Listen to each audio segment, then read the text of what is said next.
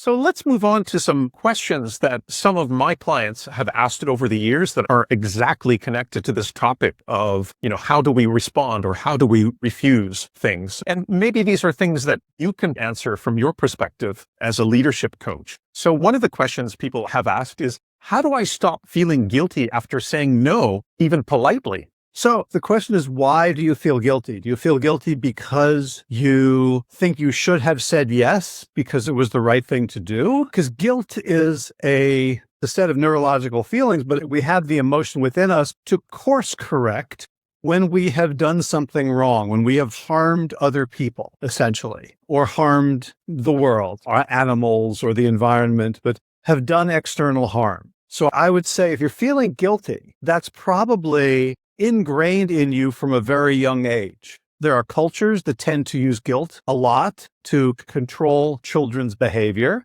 And that often gets installed in us when we are very young, before we're aware of language even. And so guilt might have nothing to do with rationally, I think I've done something wrong, but it just reminds me of how I was controlled.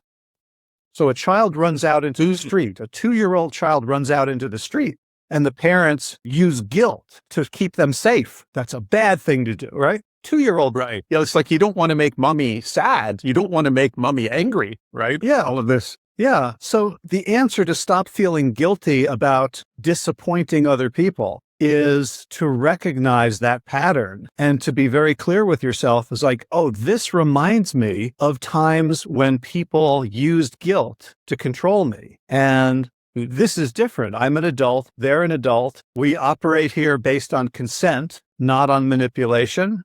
And I can notice those feelings can still come up. I could still feel it. But the question wasn't, how do I never feel it? Is how do I stop feeling it?